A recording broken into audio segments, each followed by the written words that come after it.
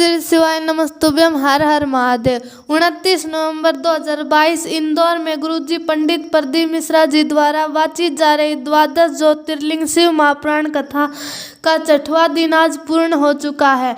आज की कथा में गुरुजी ने पशुपतिनाथ व्रत से संबंधित बहुत ही अच्छी और उपयोगी जानकारी दी है, जो कि इस वीडियो से प्राप्त हो जाएगी। आज की कथा में गुरुजी ने 16 उपाय, पत्थर और उपयोगी जानकारी दी है। अगर आपने आज की कथा नहीं सुनी हो तो पूरी कथा का रस तो इस छोटे से वीडियो से मिल जाएगा। राजतोष निवाल इंदौर मध्य प्रदेश से पत्र लेकर आए। इन्होंने लिखा, मैं जिसका फोटो भेज रहा हूँ ये हमारी गली का आसमान कुत्ता है, इसको दिखाई देना बंद हो गया था। डॉक्टर को दिखाया, उन्होंने इसको ड्रॉप दिया पर इसको ड्रॉप से भी दिखाई नहीं दिया। 2-4 दिन और हिम्मत करी पर इसको नहीं दिखाई दिया। 1 महीना निकल गया था, दिखाई देना बंद रहा।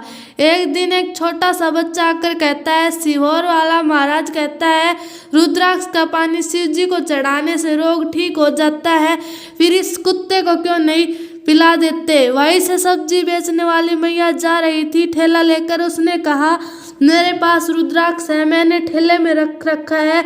उसने रुद्राक्ष दिया, हमने रुद्राक्ष लाकर कुत्ते की आंखों पर छिटा दिया। जो 6 महीने से कुत्ते को दिखाई नहीं दे रहा था, अब उसे दिखाई देना शुरू हो गया। आज की कथा की दूसरी जानकारी की ओर। गुरुजी ने कहा, बहुत मंदिर देवालय तीर्थ जाते हैं, आप मां नर्मदा में स्नान करते हैं, तो आप ऐसा इसलिए करते हैं क्योंकि विश्वास है आपको नर्मदा जी पर, क्षिप्रा जी पर कि हम डुबकी लगाएंगे तो तर जाएंगे। यही विश्वास सभी को होना चाहिए। बढ़ते आज की कथा की तीसरी जानकारी की ओर।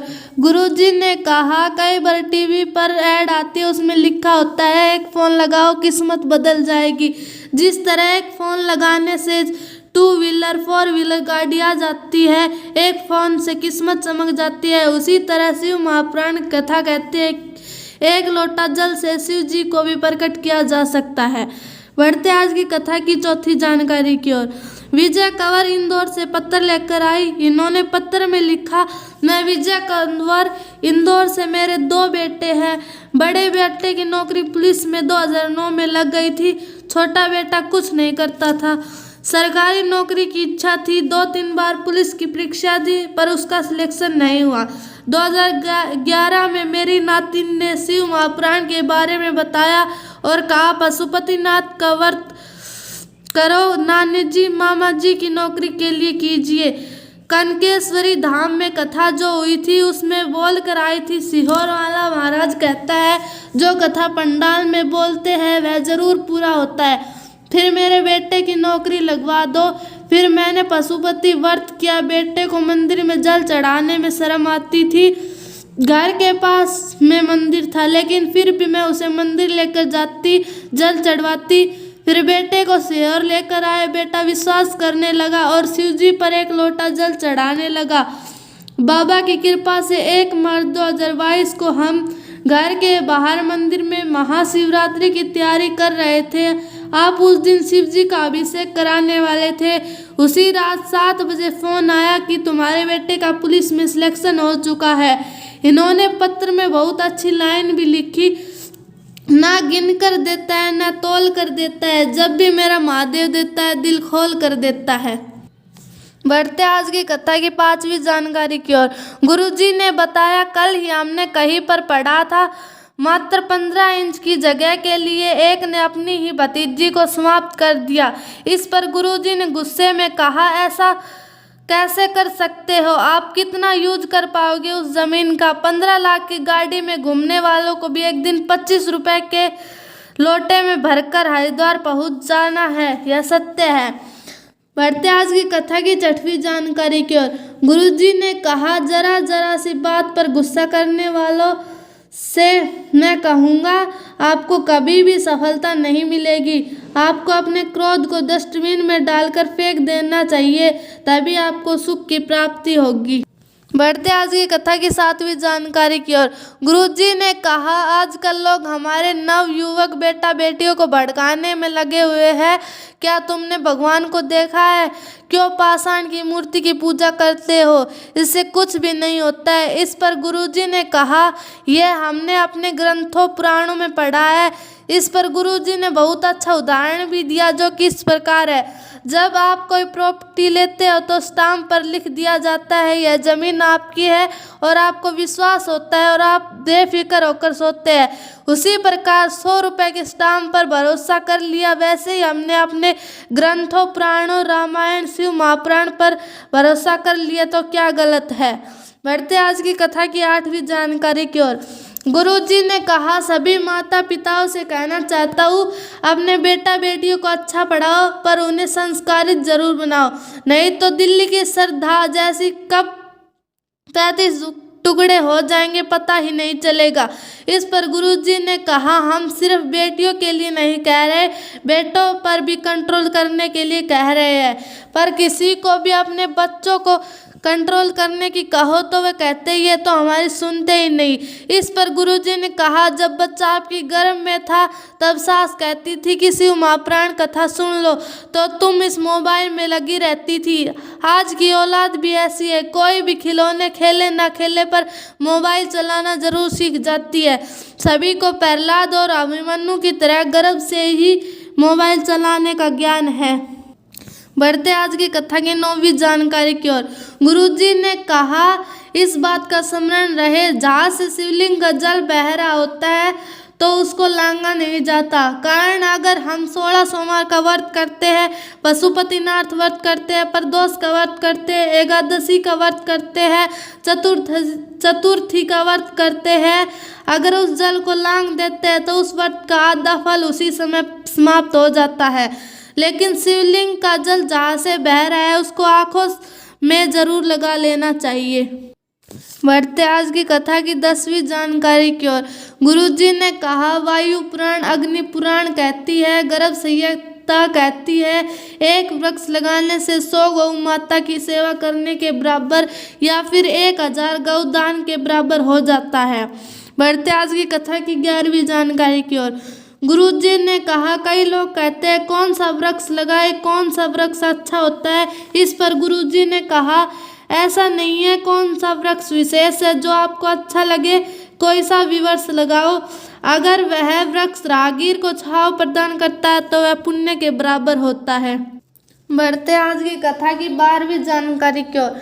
घनश्याम पवार रहू इंदौर से पत्र लेकर आए। इन्होंने पत्र में लिखा, आज मैं बाबा की सेवा में लगा हूँ, क्योंकि बाबा ने मुझे जीवित कर दिया। मैं बाबा का वर्णन करूँ क्या करूँ। मेरा 7 अक्टूबर 2022 में एक हादसा हो गया था। मैं बिजली विभाग में काम करता हूँ। काम करने के लिए डीपी लाइन पर चढ़ना पड़ा था। काम करने के लिए ऊपर चढ़ा तो मुझे ना जाने कैसे 11,000 kV का करंट लग गया और 15 से 20 फुट ऊपर से नीचे गिर गया। मैं जमीन पर गिरते ही बेहोश हो गया। शरीर बुरी तरह से जल गया था। मुझे होश नहीं था। मेरे साथ क्या क्या हुआ। फिर मुझे अस्पताल ले जाया गया। एक हॉस्पिटल में झेला नहीं गया, दूसरे हॉस्पिटल में भेज दिया गया। मुझे दूसरे हॉस्पिटल में भेजा गया। एम्बुलेंस से मुझे हॉस्पिटल ले जाया जा रहा था। मुझे होश नहीं था। मेरे घर वालों ने बताया। भगवान शिव का स्मरण करते करते अस्पताल में ले जाया गया। मेरे एक दोस्त का फोन आया। उसी हॉस्पिटल में मेरा इलाज चला। डॉक्टर ने कह दिया करंट का शरीर है, इतनी जल्दी ठीक नहीं हो सकता। 8 महीने लगभग इसको ठीक होने में लगेंगे। गुरुदेव फिर मेरे घर के लोगों ने कुंदकेश्वर महादेव का नाम लेकर मेरी दादी ने शिवलिंग पर जल चढ़ाना शुरू किया और शिवलिंग पर जल चढ़ा हुआ और साथ में बेलपत्री चढ़ी हुई मुझे लाकर देती और खाने के लिए कहती। डॉक्टर ने 8 महीने का टाइम दिया था, पर 1 महीने में मेरे भोलेनाथ ने मुझे खड़ा कर दिया। आज मैं उन्हीं की कृपा से कथा में सेवा करने के लिए आया हूँ। बढ़ते आज की कथा की 13वीं जानकारी की ओर। गुरुजी ने कहा, जो लोग सनातन धर्म को तोड़ने के लगे जानकारी की ओर। गुरुजी ने कहा, भगवान को तुम्हारे ये रतन, तुम्हारे ये मणिक, तुम्हारे ये सुख नहीं चाहिए। भगवान कहते हैं, जैसे तुम शुद्ध देसी घी का दीपक ले जाते हो, वैसे शुद्ध प्रेम लेकर, शुद्ध करुणा लेकर, शुद्ध मन लेकर मेरे पास आओ। बढ़ते आज की कथा की 14वीं जानकारी की ओर। गुरुजी ने कहा, महादेव को रिझाने के लिए बहुत ही प्रयास कर रहे हैं, बहुत ही प्रयत्न कर रहे हैं, पर शिव महापुराण की कथा कहती है, आपका जितना सरल स्वभाव होगा, अर्थात भोले को पाने के लिए भोला बनना पड़ेगा, तभी आपको भोला मिल जाएगा। बढ़ते आज की कथा की 15वीं जानकारी की ओर। गुरुजी ने कहा, कृष्ण जी ने जितनों को मारा सब मरे, नारायण ने जितनों को मारा सभी मरे, पर महादेव ने जितनों को मारा वो सभी भस्म हुए और उन्हीं की भस्म उन्हें चढ़ गई। इसी के बाद गुरुजी ने कहा, आप शिव महापुराण कथा को उठाकर देख लो, महादेव ने जिनको मारा सभी भस्म हुए हैं और उन्हीं की भस्म महादेव को समर्पित होती है। बढ़ते आज की कथा की 16वीं जानकारी की ओर और अंतिम जानकारी की ओर। पशुपतिनाथ व्रत के बारे में बहुत अच्छी बात बताई, जो कि इस प्रकार है। पशुपति का व्रत होता है 5 सोमवार का रहता है।